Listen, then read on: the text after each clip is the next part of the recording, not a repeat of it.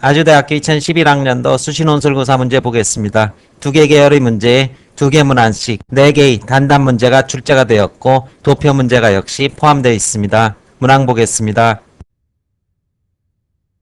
문제 1-1에서는 이성과 감정의 관계를 중심으로 가나다를 비교 대조하라 이런 요구를 하고 있습니다.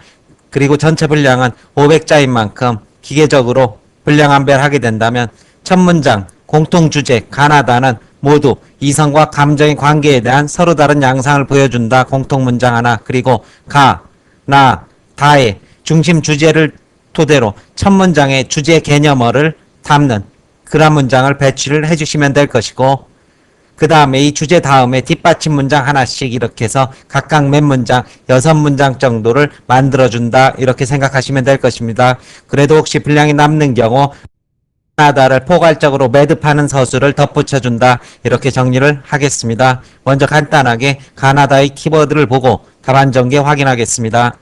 일단 가의 주제는 감정이 이성에 적지 않게 의존한다. 즉 생각이나 이성이 없이는 감정이 없다. 이런 의미로 정리를 할 수 있을 것입니다. 따라서 생각이나 이성의 단계를 거친 후 대상에 대해서 연민 혹은 즐거움, 분노와 같은 감정이 형성된다. 이러한 의미로 가를 파악할 수 있을 것이고, 제시문 나에서는 담화지의 추측, 이것이 주제가 될 것입니다. 정서나 감정의 쇠퇴가 의사결정 불능과 일정 부분 관련되어 있는 것은 아닐까. 즉 이것이 이성이 될 것입니다.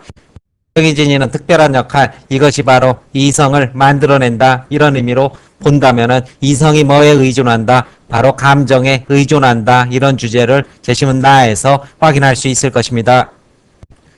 제시문 다는 이성은 방탕한 감정의 종이 되어 그 역할을 수행한다. 이 문장 속에 주제가 함축되어 있을 것입니다. 따라서 감정이 일단 결정을 하게 되면 이성은 이것을 어떻게 합리화하고 뒷받침해주는 수단에 불과하다는 이런 주종관계를 형성한다. 이런 의미가 될 것입니다. 감정적으로 결정해놓고 이성적으로 합리화한다. 이런 의미가 될 것이고, 이제 답안 전개 보겠습니다. 가나다는 모두 이성과 감정의 관계를 다루고 있다. 공통주제를 담은 첫 문장이 되고, 가는 이성과 감정이 적대적이지 않고 양립 가능한 것으로 파악하고 있다. 이성 없이는 감정도 없으며 감정 과정의 각 단계마다 이성이 개입한다는 입장이다. 이에 비해서 나는 감정이 이성에 영향을 미친다는 사실을 강조한다. 이성에 의한 합리적 판단이라는 것도 감정에 의한 즉각적인 판단을 거친 후에 이루어진 판단이라고 보기 때문이다. 가와 나가 이성과 감정의 상호 개입에 초점을 맞춘다면 이에 비해서 다는 욕망의 형성 과정에서 감정과 이성의 관계가 비대칭적이라는 사실에 초점을 두고 있다. 즉 이성이 감정에 의해 일방적으로 휘둘리는 종속관계라는 입장이다. 감정과 이성의 관련성을 언급하지만 이성을 고려하지 않는 감정의 독단적이고 우월적인 위상을 강조하고 있다. 역시 답만 서술하고 있습니다. 1-2 보겠습니다.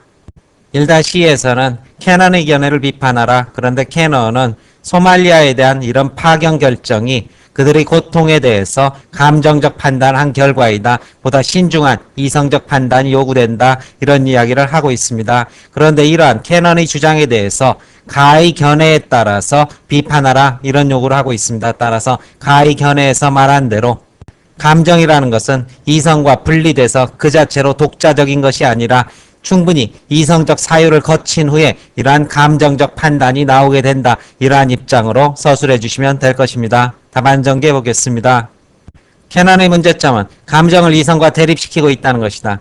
캐넌은 감정의 기초를 두는 결정은 나쁘고 이성의 기초를 두는 결정은 좋다고 보는 이분법적 사유에 빠져 있다.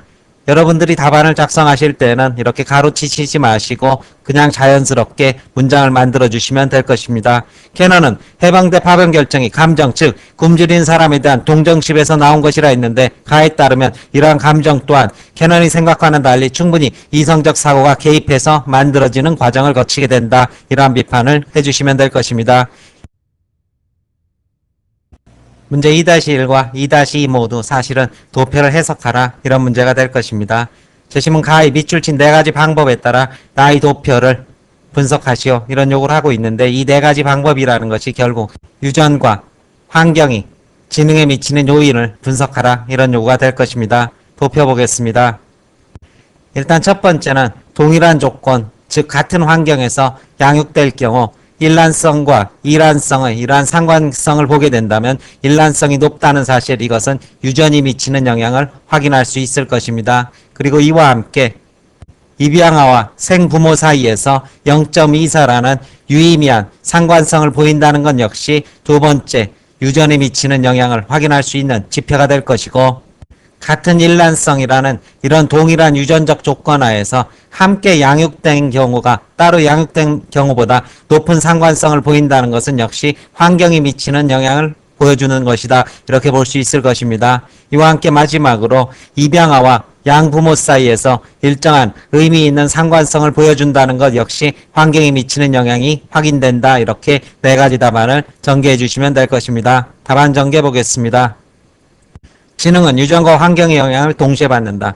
기억 상생아 연구에 따르면 함께 양육된 일란성 상생아 간의 상관성이 이란성 상생아 간의 상관성보다 높다는 결과는 지능이 유전에 영향을 미친다는 사실을 의미한다. 또한 입양아 연구에서 입양아와 생부모 간의 상관성이 환경을 공유하지 않았지만 여전히 유의미하다는 사실은 지능이 유전에 영향을 준다는 사실을 추론할 수 있게 해준다. 한편 따로 양육된 일란성 상생아 간의 상관성이 함께 양육된 일란성 상생아의 상관성보다 낮다는 사실을 보여주고 있다. 이러한 상관성의 차이는 양육 환경의 차이에서 기인할 수 있기 때문에 환경이 지능에 영향을 미친다고 해석할 수 있다. 또한 입양아 연구 결과에 따르면 입양아와 양부모 간의 상관성이 유의미하다는 사실은 환경이 지능에 영향을 준다는 사실을 확인해준다. 이러한 답안 전개가 가능하게 될 것입니다. 순수하게 도표를 해석해서 그 의미를 전개하는 답안, 그리고 간단한 수치를 인용하는 답안, 이것이 일반적인 답안의 유형이 될 것입니다.